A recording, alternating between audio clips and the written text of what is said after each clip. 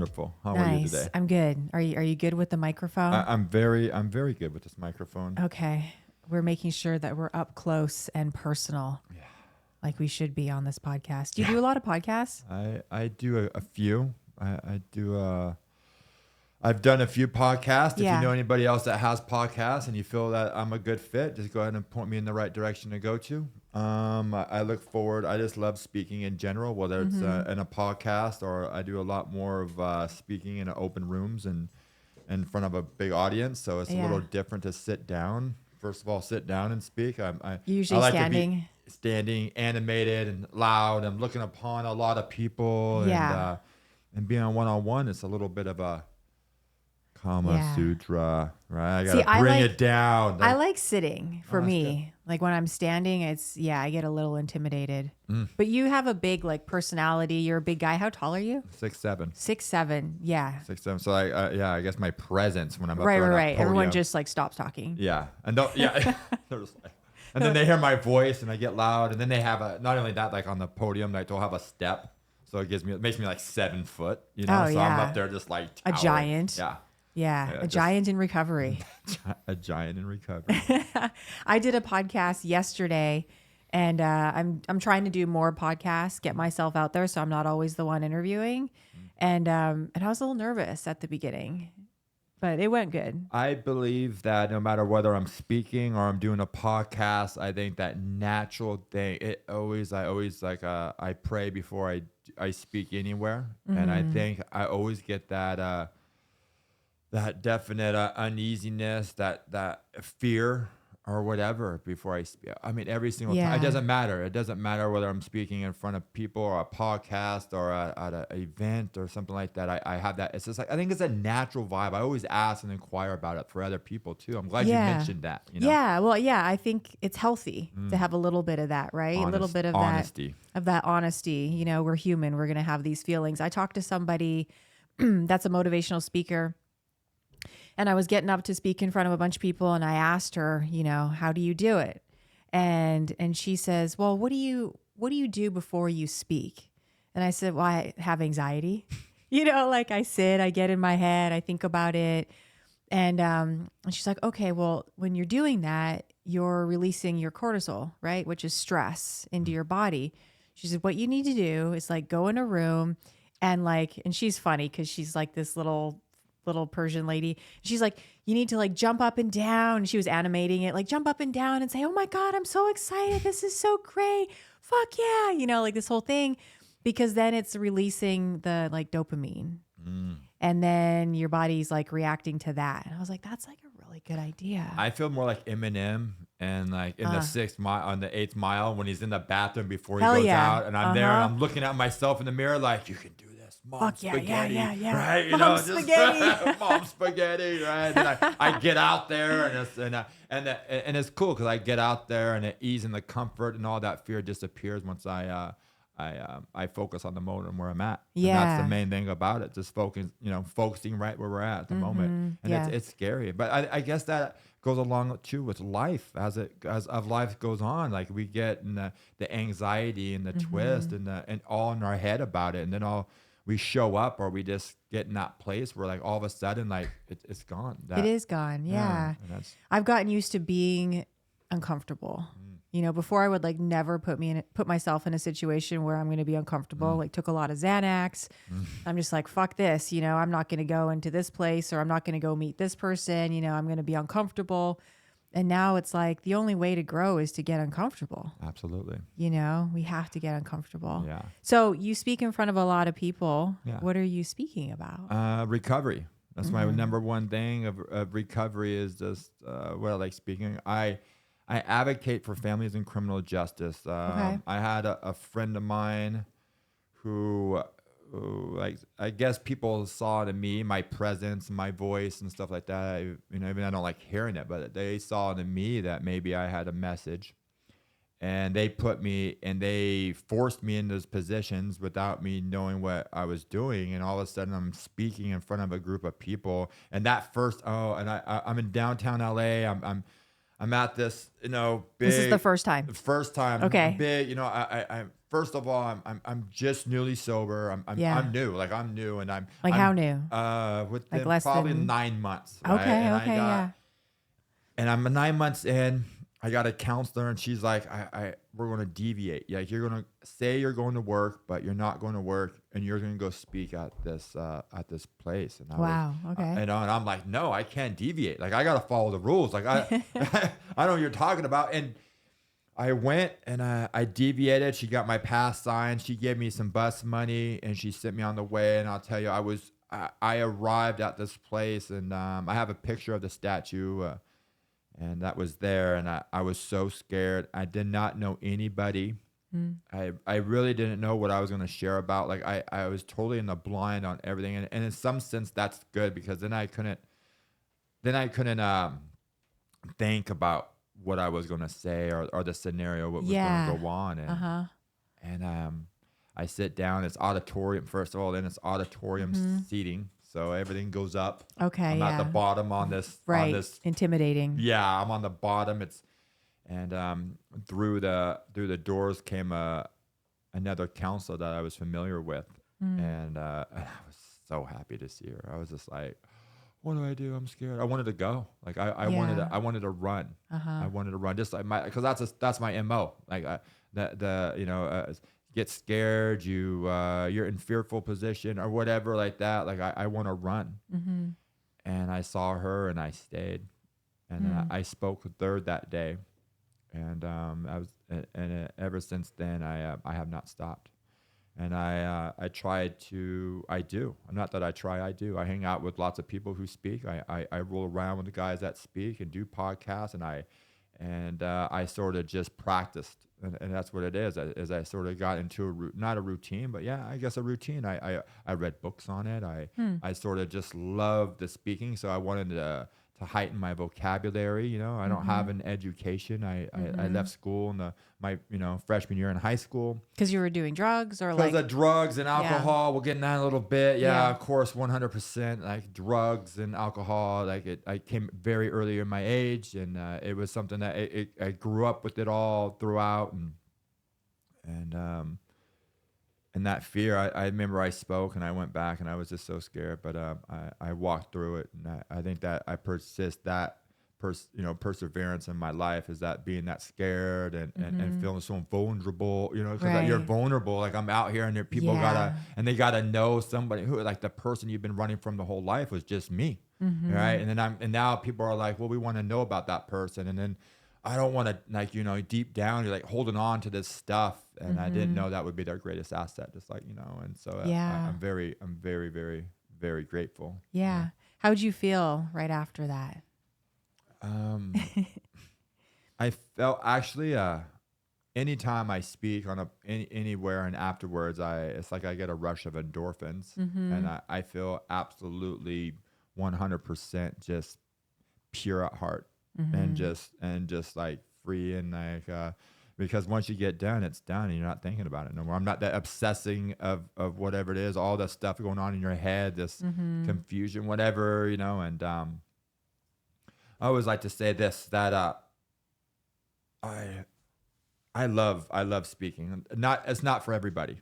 It's not for not everybody has a niche. A lot of people are scared. I'm not one of the ones that are scared to go speak. I'm not one to take control of a situation or something like that. It goes through, and here I go and I speak, and it's because of somebody else believed in me. That they said that, Garet, you should do it. Like they told me about all these things that I didn't see in myself. Yeah. And it was me, once they planted that seed, it was me watering it and giving it the sunshine and watching it develop. And it all started with somebody believing in you. And it all started with somebody believing in me. And that's so important, especially for addicts, alcoholics. Like we need to feel that, and we can be that person for somebody else. And if we touch one person for this episode, it's all worth it. Yeah, 100%. Yeah. So I agree with that wholeheartedly. So what does your journey look like? I'll get into it a little bit. Okay. Like my journey is not, to me, it's just my journey. It's my truth. This is my thing. I'll start with, I like to say this is that we come in here and our journey is sometimes that there's people that had a lot more than me, and I didn't grow up with anything. You know, I mean, I had whatever, but I didn't have anything. Like by the time I was 16 years old, my parents got divorced. I grew up. I'm a mama's boy at heart. I grew up with my mom. My dad's side was a lot of alcoholics. My mom's side's the drugs. So I got the best of both worlds. I wasn't like, it wasn't like I saw drugs and I was like, oh my gosh, like that's gonna kill me. I watched the abuse with my mom growing up, and they're getting drunk and they're getting loaded, and I'm watching all this abuse. I get abused as well. We grow up and all this, shrinking the emotional development of ourself, and running from like all that types of situations of violence and yelling and screaming and by the age of 14 years old, my mom's with a guy. He sells drugs, and he became my father figure. I learned at a very young age of how I can make some money and not live the way I was living, and I went with that life. So by the time I was a freshman in high school, my journey. It started in junior high. By the time I got to my freshman year in high school, I was fully on addicted, and it might have been fun. And if you would have asked me like, oh, could you stop? Yeah, I could stop. It's not a big deal. I didn't think I was an addict. I didn't think I was an alcoholic. I just thought that was like a childhood, this is just a stage or a phase of my life. Yeah. And by the time I'm 18 years old, 19 years old, I'm on my way to prison. And what happened at that time is I went from, I just left the house. I left. It wasn't nothing of, my parents kicked me out. My parents did not abandon me. They showed me love in every which direction which they could show, and they knew how to love, and I was unresponsive to any of it, because I found my love and my enjoyment and my fulfillment in doing drugs and running the streets, and that became my life for the next 15 years as I was reserving my right to drink and use the way I wanted to drink and use without anybody telling me what to do in life. I got it. And I didn't listen, and I just, by the time I'm 21, I'm going into prison. I've been to county jail. I've been to YA, but at 21, I'm going to prison, and I'm going to this 4-yard, and I'm hanging out with some guys I knew, and then some guys I didn't know. And it started for the next 15 years. That was my life.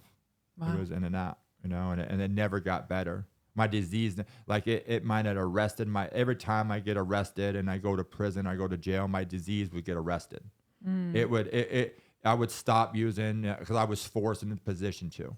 And I wouldn't, I try to keep my mind, like I get busted, I work out, I keep my mind clear. I wouldn't work out, or I wouldn't use or drink inside there in the beginning.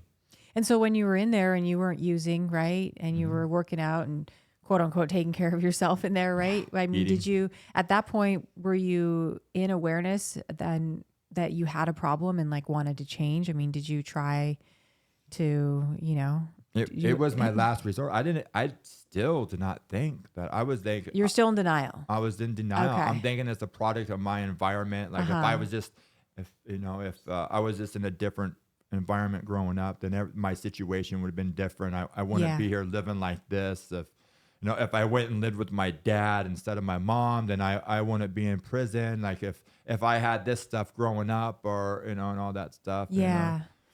And all the things we tell ourselves. All the things we tell ourselves. Yeah. I was a full on. I want to tell myself like I was a drug dealer or I was a gang member and all this stuff. I was a product of my environment. I sold drugs to support my my habit, and I ran around with lots and lots of gang members. I was white power peckerwood gangs through on the streets and in prison, and my disease always took hold of everything. It wasn't like I had no choice and no control. Like I would immediately get out every single time I got out of prison. I get out on a sober mind, a 100% clear and focused sober mind. And as soon as I got released, it was like the disease did too. And I immediately, I want to celebrate. And I ran to a bottle. I get with my gate money to a bottle. And by the time I arrived back in my hometown, which is Antelope Valley, I would immediately do drugs. And usually within 30 to 45 days, 2 weeks, 1 week. I mean, the longest I was out in the next 15 years, or 15 years, was like 6 months. And I thought I was really living life in that next 6 months. And I was just out there killing and destroying, and emotionally and spiritually and mentally, I was bankrupt. And the more and more I stayed out there, the more and more years, I'm like, my teeth are gone, my hair's gone, like my self-respect, the delusion I lived in is that I just wanted to get high and I wanted to get loaded at any cost. And I always thought I was better. Because at this time, like, I haven't stuck a needle in my arm, and like for those people who did, I was like, I'm not that bad. That was my story too. Yeah, I'm not that bad. Yeah, like, I'm not one of them. I'm not one of them. I hung birds of a feather flock together. Here I am. I do nothing but hang out with people who put a needle in their arm, and I'm like, oh, I'm better. Yeah, I'm better. Yeah. Right? And did it ever get to that point? And it did. The road just keeps on going down and down, and I could narrow it down with the meth is the main control, but when it comes down to it, I'm 100% addicted to drugs and to alcohol. My drink bone's connected to my drug bone's connected to my drink bone. I can't drink without using. I can't use without drinking. And the next thing I know, I'm in prison. I'm in prison, and I decide that I want to do the same way I'm living on the streets is what I want to do in prison. It was like a goal. That was like my big goal. I was going to ask you what your goals were. So that was your goal at the time. My goal was I want to sell drugs in prison. Okay. That was my big thing. I want to sell, now tobacco's off the yard. Now I want to sell tobacco, and I want to sell drugs inside of an institution. And I find the means and way to make that possible. And I'm sitting there, and my pipe breaks inside my cell, and I'm heartbroken. Like it was like the most, like, wow, just like deafening thing that happened. And I brought syringes in, and I looked at my friend and I said, "Go ahead, and I want to hit. I want to use a syringe." And from that point forward, I went straight to my disease. Took me everywhere. It just took me there. That just fast, without a blink of my eye. Now I'll let you know where my disease goes. It goes like this. I had a daughter in 2003. I wasn't present in her life at that time. I made it to the hospital. My disease tells me that, hey, I wake up, they're in there, and they're, she's dilating, she's having her baby or whatever, like, getting ready to have the baby. And I've been up since day one. I don't sleep that much when I'm out there, and I go inside there, I sit down, I nod out, I wake up, she's walking the floor, and I tell her what I told everybody. I just told her I'd be right back. And I meant in the sense that I would be back. But the thing is I went to get loaded, and I missed that little girl being born. And that was the everything in my life from the time I was 15, 16, 17 until I was 33. Like I missed any and everything, whether it was a person dying or a child being born or any kind of successful thing that was happening in my life, whether it was joy or bad or whatever it was, I was not present. Right? Like the drugs and the alcohol took me, and I'm on and I was comfortable.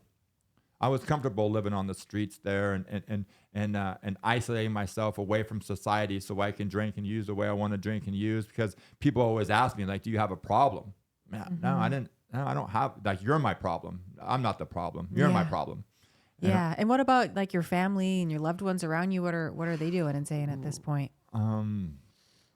I stopped talking to my dad and my sisters. My parents were divorced. I chose to stay with my mom. That's where all of us gang members go when stuff gets real out there. As I chose my mom. I always run to my mom, and my dad I didn't talk to for the next 20 years. Wow. My sisters, my dad, that whole family, like I did not. I got loaded with my mom. I mean, I drank and stuff with my dad too, but I was full on in the disease. I felt more like I was my mom's protector out there. Like we used together, or, you know, it was like that one person you could trust. She wrote me on all my terms, and like they always, the saying is once I got sober too, is like the more, you know, sometimes the ones you love with are the ones you got to stay away from the most. Right. You know. Yeah. Because they're the ones harming you. Mm-hmm. Like if you're in a relationship with somebody, or there's somebody that you love and you're very close, and whether it's a spouse, a family member, and they're using and drinking, like I said, you're more likely, if you're hanging out with them long enough, you might drink and use. And so the thing is I could be sober. I can come out and be sober for that parole, for that first test, you know, for whatever it may be. But as soon as I get around my mom and they're using, and I know what they're doing in the room or wherever they're at, I know. And as soon as I take that test, as soon as I go and I to give me that next 30-day run, I know exactly what I'm grabbing onto. Yeah. And so for people that are in those situations, I mean, what do they do? You know, because you hear it all the time. I mean, even, you know, I worked in treatment for quite a long time, and it would be like the classic tale of whether it's the girl or the guy coming into treatment. They're like, don't let the boyfriend come, you know, or you got to stay away because they're still using, or the parent. And it's so hard, especially in early recovery, to separate yourself. You love that person. There's that codependency. There's the enabling. And you love them, of course, but it's unhealthy. Mm-hmm. So, I mean, what do people do in those situations? What are your suggestions? That's a hard thing to choose. And once again, like, say that you're already taking away the drugs and everything which you love, which our relationship first is all with the drugs and alcohol. And now you want to take the person who I've been with, you know, do this whole, who in my mind, that delusion, like, but most of the time in a delusion in my mind that like we're so far in love, you know, and that we're using together, and how do you separate it? Man, it's a lot of work. It's a lot of work.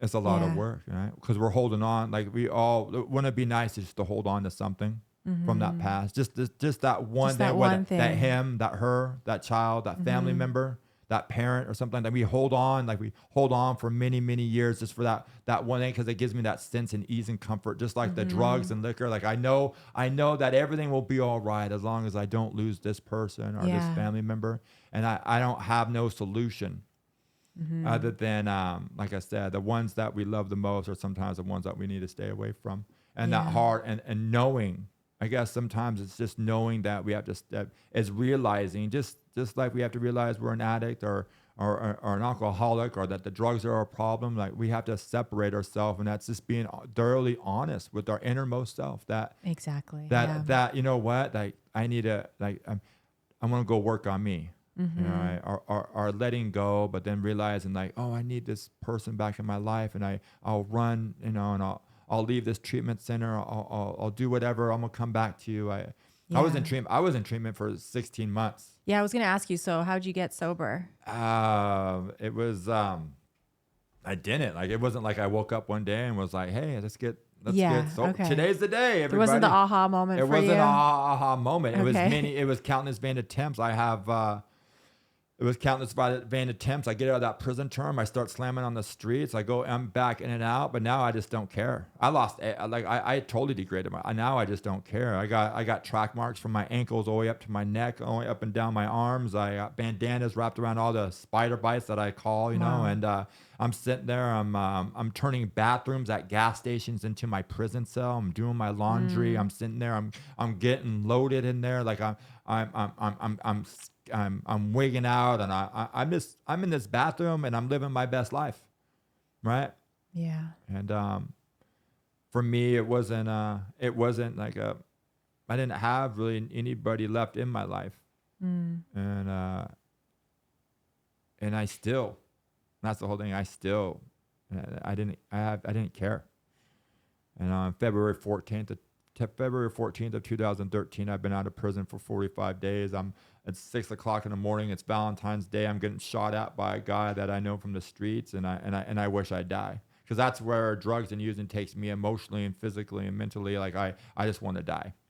And that, I think a lot of us come to that point, like where death would just be so much better than facing reality, to facing all the problems and all this stuff that I caused, and like to be able to to amend a relationship seems so alien to me. Like I don't like what, like I get busted on Valentine's Day that night. I go to jail. My mom drops me. I went and got loaded with my mom one more time on Valentine's Day after the shootout. And a cop, an off-duty officer sees me from the liquor store to my hideout. And I go to this hideout. I go to this place. I'm getting loaded some more because I want revenge. The cops come in every door, every window. They lay me down. I get arrested one more time. And a person like me getting arrested is nothing. Like I detox more. Like I remember going to county jail, and like I go to the substation and I'd be like, just give me 24 hours, just 24 hours of straight sleep before I have to go to the county jail and do that booking, right? And on March, I go into the county jail. A person like me, that's my playground. That's like, that's my home. I don't live on the streets. I'm in jail or in prison when I'm on the streets, and I'm at home when I'm in the jail system or in prison. Mm-hmm. And I hit there, and I get loaded inside there. I'm eating happy cars. I'm finagling my way around, and I go to my second treatment center. I arrive at this treatment center on March 17th, 2013. It's in Santa Fe Springs, called New Visions. And I arrive at this place, and I still to that point was not like I still had the reservation. I'm just going to please the court system and please everybody around me, and I'm just going to get off parole, maybe get my driver's license. I still am 33 years old at this point, and I have no driver's license. Like most people are like nowadays. I'm like, when I think about it, like I only have had a driver's license for 8 years. So you didn't have one at all? It wasn't like it was suspended or nothing? No, you never went and got... Never. I had 168 traffic tickets by the time I was, 168 traffic. I don't know how many cars I lost. Like I was just out there just getting tickets. Like I had to go when I was in treatment and get his printout. And it's just like unreal. Yeah. Unreal. And I never thought I would have a driver's license. I never thought I would get off parole. I never thought I would have the relationship with my daughter, which I have today, or would have ever got that relationship with my parents. I never thought I would be an example of a person today to look up to and be like me too. And today, I go to this treatment center and I don't. I came across this guy, and he's not around. A memory just popped up of us from when we were there, and this guy Levi comes in the doors, man, and I guess it was just at this meeting I was utterly defeated. Mm-hmm. I was defeated.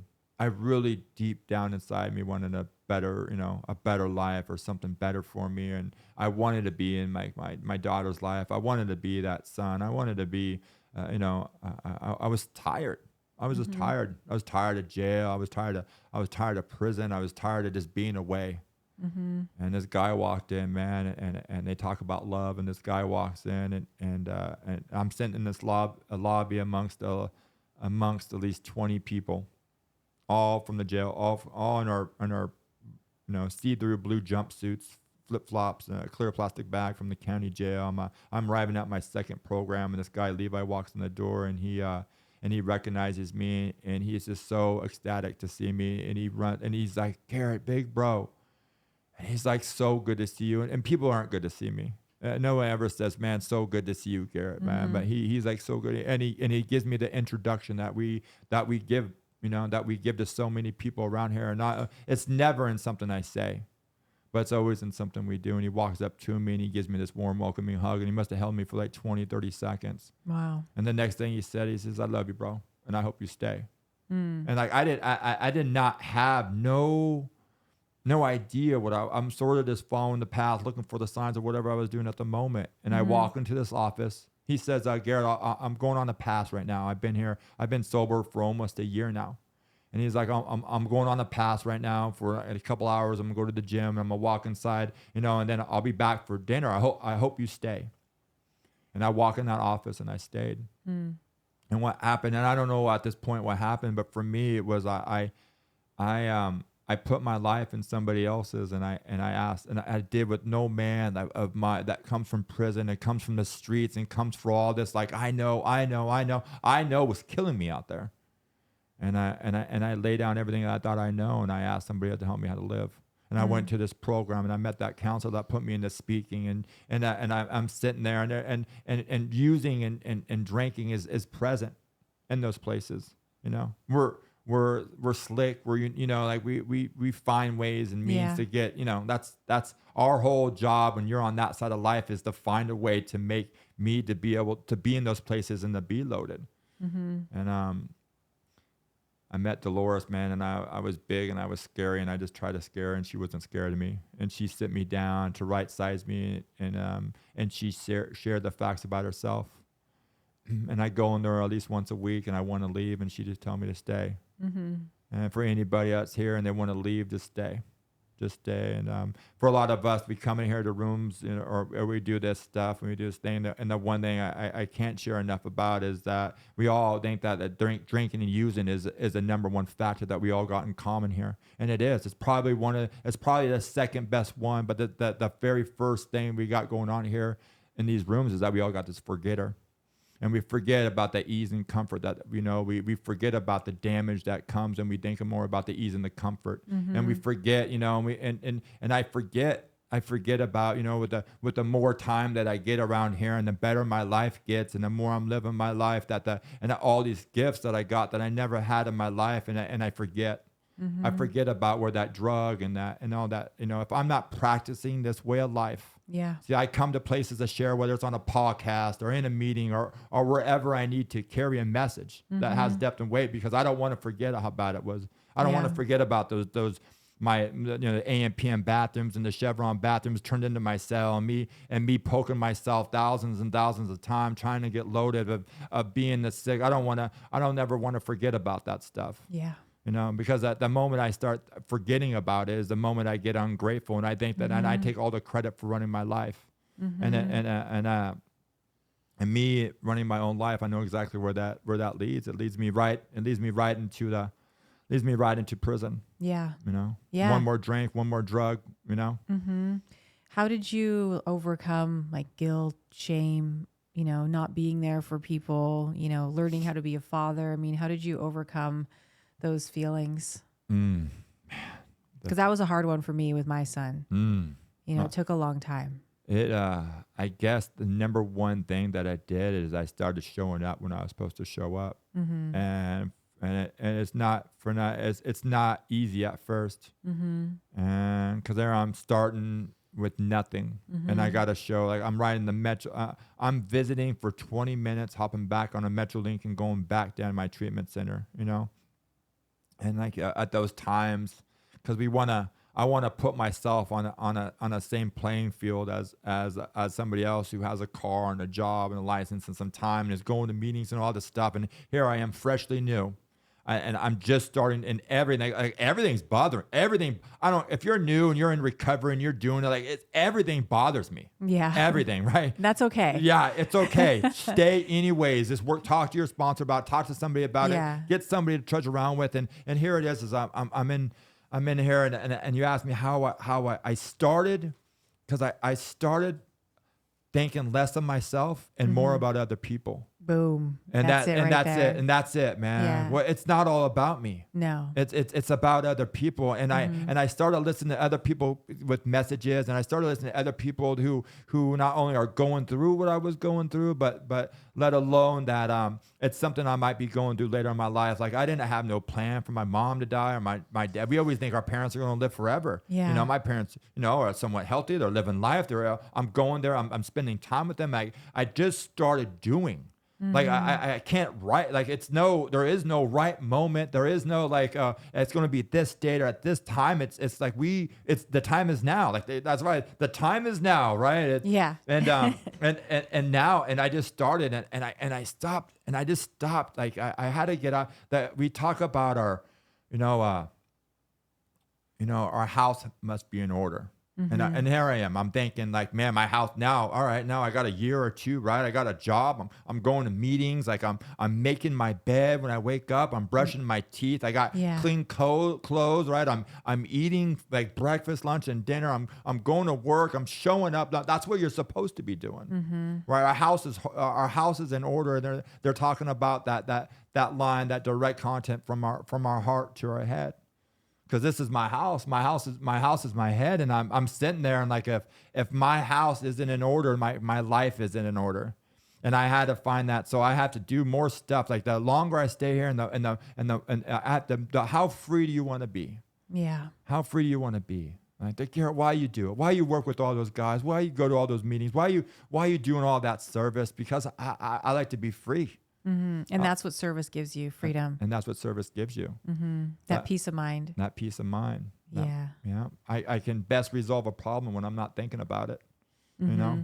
And so if I'm constantly obsessing and thinking about the stuff going on in my life, I'm going nowhere but in a downhill spiral. Yeah. You know, and those relationships that you asked, those relationships with my father and my mother and with my daughter, it started with baby steps. It just started with the very first basic stuff, and that was just making time and spending time with them, showing up when I was going to show, like saying like, hey, I'm going to be there Friday. Be there. Consistency. Consistency. Yeah. You know. And how long did it take for them to believe you and come around? Because I know that's another thing, you know, we get sober and we feel so much better, right? And we just think everyone should, oh, I'm better now, you know, love me, take me back, let me be around. And you have to allow them their process as well. Yeah, there is no timeline on it. There is no timeline.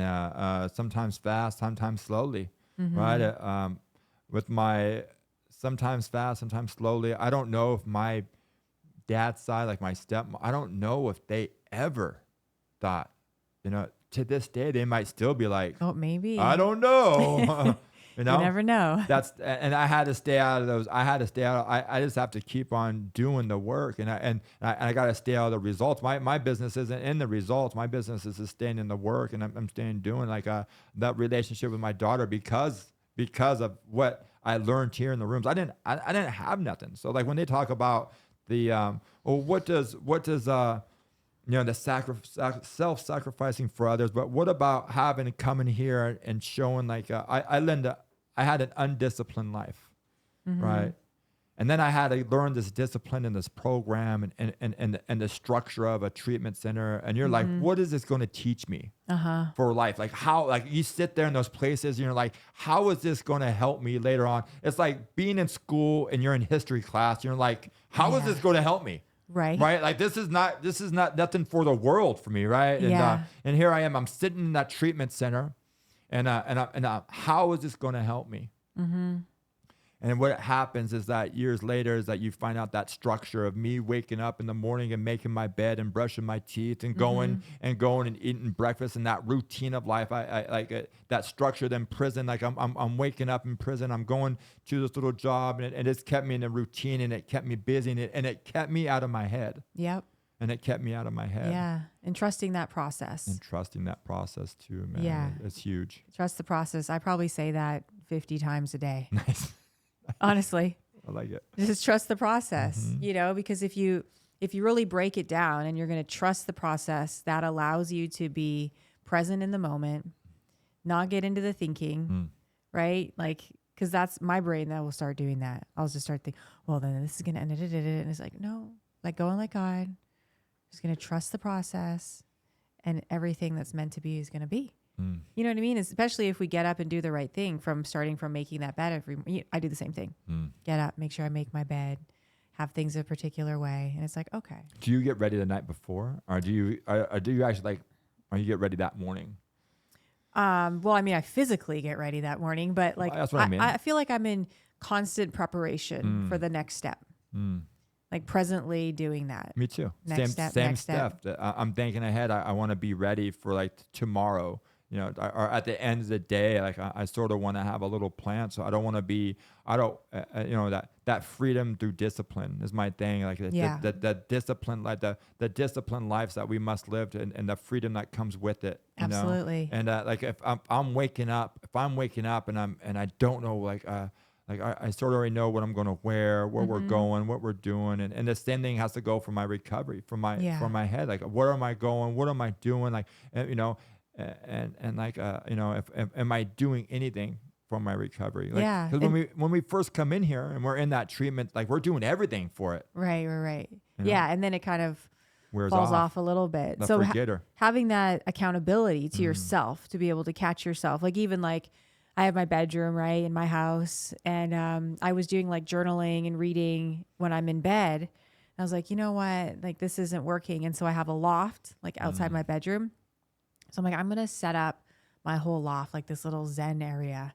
And I made a point to like put my journal out there, put some things I wanted out there so that I can actually take that time. You know, just little things like that, like being accountable and making those adjustments in your life, you know, where we need to stay on that path. To stay with that like clear I would head. sit there and they would tell me this stuff like the journaling, the praying, the meditation and all that stuff. And I'd be like, I was so against I hated all of I it. hated, I was so against it. Like I was like, there's no way I'm going to be praying. There's no way. Yeah. How do you journaling even is pray? for Like pussies, what? Yeah, you know, like exactly. it's, I'm not, I don't you know who I am? Yeah. And I had to leave all that false belief system, man. Like I can't get a new way of life, you know, falling back on my old ideas. And so, or my old way of life. Like, you know, man, still to this day, like now prayer and meditation, like I was really in the closet. I was like, you know what? I'm not going to tell nobody, but I'm going to do yoga, man. I'm not going to tell I'm not anybody going to tell. that. I don't want nobody to know. Right. I don't want nobody to know, but I'm going to do yoga. And I get this instruction. We do yoga and she introduces, like she comes in. I never knew, and it was about stretching, but I never knew the meditation of all that, of your training your mind into it. And it just opened up a whole different door and got like my relationship with God came in. Like it was just so, that relationship just sort of bonded even deeper. And I was just like, wow. I love that, you know, and that shows people and tells people out there, you have to explore what recovery looks like for you, you know, to be able to tap into yourself. Try everything. Why not? Yeah. At least try it once. At least one time. You know what I mean? Because how are you ever going to know what you like and enjoy if you don't try it? People can just sit in so much fear and insecurity that they don't, being comfortable. They don't want to try things, and you're just missing out on so much. It's like you get sober, right? And then what? How do you find what makes you happy? What drives you? What's your purpose? What's your passion? That's what I'm always preaching, because you need to find those things. You didn't get sober just to be sober. Right? You're going to be miserable if you just got sober to be sober. Right. Like, who do you want to be? What do you want to do? What fills your cup every day? We don't even know. Like if I was like, when I was sitting in treatment and I was thinking about like my life, like I had the basics. Like I want to be off parole. I want a job where I get an hourly pay of at least $5 an hour. That was my goal. $5 an hour, a driver's license, off parole, a relationship with my dad, my parents, and everybody like that. And boy, I overshot the mark. I never thought like getting my license was just so. It was so much work. And it was so much work with all those. Like I never thought, you know. And it takes time, and just getting off parole and doing all that stuff. Like once I started doing this, like once I started, you know, it's one thing to ask for help and stuff like that, but it's another thing to do, like sort of to take that suggestion and do something with it. Yeah. You know? And I had to follow, like I had to really be like, all right, let me try, and having the faith in that, you know what, that works, and it's kept on working for me. Things just started getting better. Yeah. You know, and what do you say to those newcomers that do feel overwhelmed? I mean, you had so much. You had over 160 traffic tickets. Yeah. No license. You know, don't have a car. You're trying to do all these things, and people can get so overwhelmed. Like, oh, it's just way too much. Fuck it, I'm gonna go use. You know, what do you say to that guy? Go to a meeting. We all. Sometimes I think that we might use that for an excuse for us to run off. Like deep down inside, some of us might still have a reservation, and that we'll use any of that stuff for an excuse to go drink or use. Yeah. Like the family, the license. Like I'll never. It's too much. It's just too much. Like I'll never be able to do that. I'm here to tell you that you can. That's when I talk about that line that our house must be in order.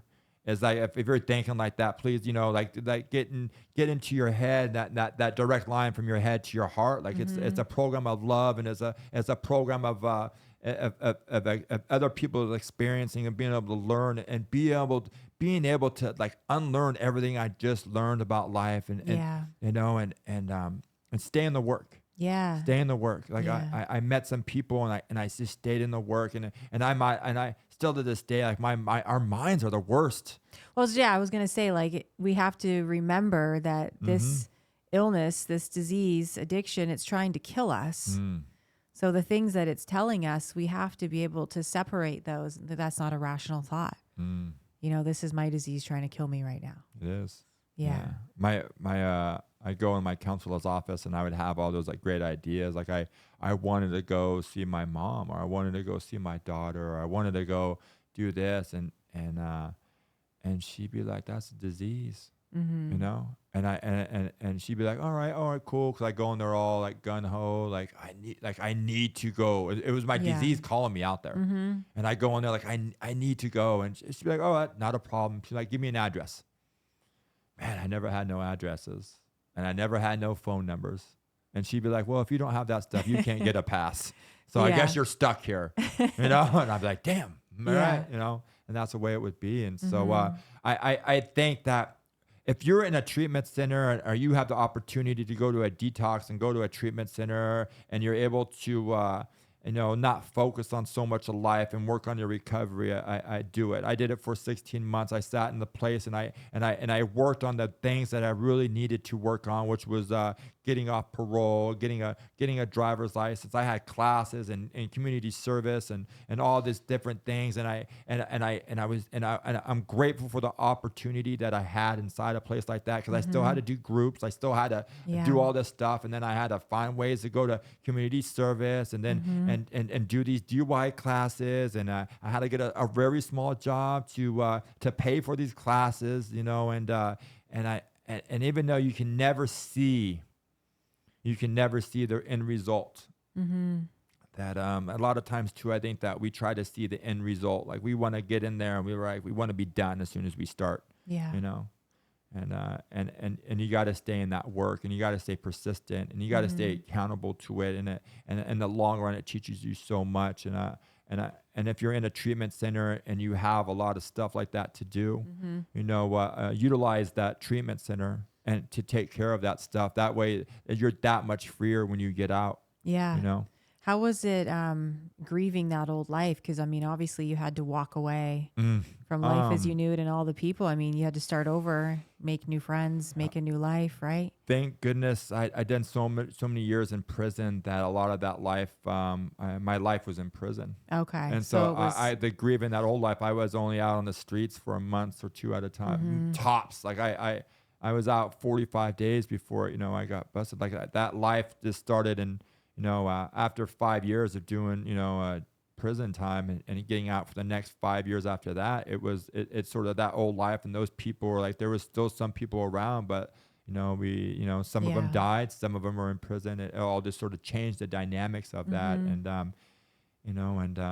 the thing is that was the only life I knew. Yeah. And that's for a lot of us, that's all I knew. So all to this day, like I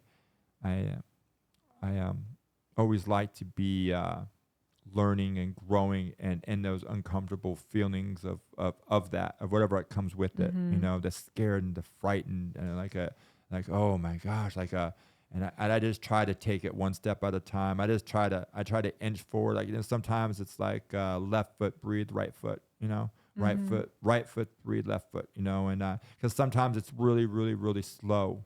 Yeah. And then sometimes it's moving really, really fast. And you got to be able to adjust with both of those. And Absolutely. I try not to let my life that I live, my life and my recovery be on the same thing, because it's two different things. It is. And that's important for people to hear as well. Yeah, my recovery is my recovery. And I'm grateful that I have the tides of life flow endlessly up and down, but my recovery must stay the same. My life is going to come at you. And even more so, I think when you're trying to get sober, you really feel your life and all the situations are really coming at you. Like you're like, oh, people want me to fall, or like like you just want me to die. Like this is because of you. And I had to get rid of all that stuff and just walk through all that stuff that my mom died and my dad died, and so they passed while you were sober. When I was sober. Like how was that? My relationships with my daughter, my dad, my mom were of to beyond what I ever would have thought they would be to this day, with my daughter and I, or with my mom and my dad. I didn't talk to him for like 20 years. And my 8 years of my life that I gave him, and that was the same thing I gave my daughter. And it was the consistency. It was showing up when I was going to show up, and just being present in their life, just being present, man. And that's sometimes that's all you need to be, is just present. Like you just have to be there, and just show up. Just show up. Because I wasn't one to show up. Many promises, I'd be like, I'll be there for Christmas or your birthdays, and and I wouldn't show up. Yeah. So and I tell you, if you can just show up, the rest, the rest will, the direction you need to go will come. Yeah, and they say that about just people in general that are successful. That showing up is like 95% of it, because most people get to the point where they give up. Maybe they've failed a few times. And they stop showing up, or they've had a fallout or a breakup or whatever it is, and people stop showing up. So in every aspect of your life, like show up. The majority is just showing up. That's a good thing right there. And stay consistent. Yeah. Like I used to not show up to stuff either. And I used to not show up to stuff, being totally honest, in recovery. Like my first, I've got almost 7 years, and I'd say the first, 2-3 years when I was still getting my feet firmly planted on the ground, I wouldn't show up. And there'd be that guilt. Fuck. And then I'm lying, making an excuse as to why I didn't show up. And now I show up no matter what. Get up, suit up, show up. I love that. Yeah. Just show up, you guys. So what does your life look like today? My life today is, my life today is very, very, is a life. It's a life. It's a life. I got a life today. Yeah. My life today, I'm a dad. My daughter's in college. I got 2 sons. I know my parents are gone. It's sort of the dynamics of having your parents there, they're not having your parents there, and walking through that with dignity and grace, and just like you never really miss somebody until they're gone. A lot of so true. And I was like, one of my reservations was like, man, I don't know if like when I'm a mama's boy at heart. So all of us gangsters go to our mamas, like and man, I got that. I walked through all that, and I didn't walk through none of any and everything that I have in my life. I didn't do it. It wasn't like I don't do the stuff that I do because I do it. I did it because somebody did it for me. And all that stuff I walked through. Like I said, I went to enough meetings, and I did enough work, and I work with a lot of people, but like sometimes it's your turn, and I was just grateful that I'd done enough work for everything that when I went through it, like the obsession to drink or use was not an option for me. It was not an option. Like I never once thought like, man, I'm gonna get loaded right now, or I'm gonna go drink these feelings. Like I really had to sit and that's the one thing I ran from, right? My whole life was the feelings and emotions. Yuck. I don't want to. Yeah, who wants to sit in all that and for something that happened in your life, and to really have to really just sit in that stuff. Yeah. From a breakup to your parents dying, for maybe you're having an argument with your child, and you're trying to set some boundaries, and like and you want to give in, but like you can't. Yeah. What do you do on your tough days? What does that look like? The same thing I do on my good days. Is that I continue to working with other people. I continue to go to meetings. I continue to read books and to do stuff. And this is my life today. Is that I started surfing when I got sober. Like my first for the past 8 years I've been surfing. So I love to me, it's very simple. I never been nowhere. I never done nothing. I was in prison for 15 years of my life. I was institutionalized. I was addicted to the streets and the lifestyle out there of using and drinking and manipulation and gangbanging and all this stuff. And all of a sudden I get sober and I realize how big the world really is. And I really lived how small of a life I really lived when I was drinking and using. Like my life was so not even a dot, And I come out here and I just started living. And I really started living after 5 years. I really started living because then I maintain this sober lifestyle, and I stayed in the work, and I'm going around, I'm sharing, I'm speaking commitments and all this, and I just did it, and I did it, and I didn't think about it. I just showed up and showed up and showed up and showed up, and I kept on showing up, and to this day I just keep on showing up. I don't. There's not a doubt in my mind. I show up. Is it hard to show up? Is life going to get in the way of me having to show up to do all this stuff? Absolutely, 100% it is. And it's going to make you choose every single time that you think that, what do you want to do? Is it you, or is it for them? Because I love to show up for me, because I did it for years. I just showed up for Garet. Yeah. Right. I'm a selfish and self-centered person. I use and drank, and I showed up for me and I choose me to drink and use over anything in life. And now I can't. Yeah. Right. So now I'm showing up to life, and I just show up my life. I surf. I believe, and I want to watch a sunset and a sunrise, and I want to watch it on my surfboard out in the water, because there ain't nothing like sitting out in the water and looking upon the shore, whether I'm in Hawaii or Dominican Republic, or I'm out here in Orange County, Ventura, wherever it is. Like I was out there on my surfboard. This is how it is. I was out on my surfboards. It's overcast out there, and I'm out there on the water. And I can't see the shore, and there's clouds all upon us, and it's like, and for a second I was like, this seems like heaven, right? And I just love, and I ride motorcycles, and I live. I'm adventurous. I'm still an adrenaline junkie. I just do, but I just go and do stuff. You've channeled it all in the ways that bring you peace and happiness and excitement. Yeah, 100%. Yeah, you found the key there. You unlocked yourself. That's what people need to do. They need to get out there and find that.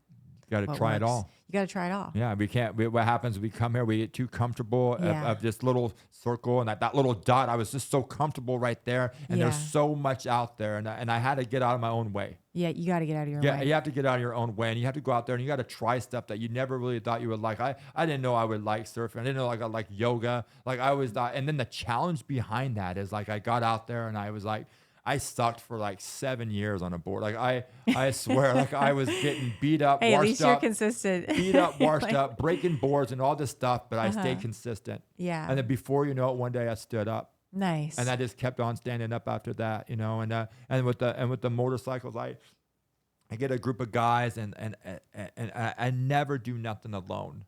Like I got people. I do stuff alone, but like I never do it alone. Like I learn because of other people, the kindness and the stuff that you find in other people around the rooms, and similar minds, and like we each one teach one. We're out there, and and it just rubs off on you. Yeah. You do good, and good happens to you. I love that. What do you say to a guy out there struggling right now? Oh, call me, get a hold of me, call me, reach out for help. How can people get a hold of you?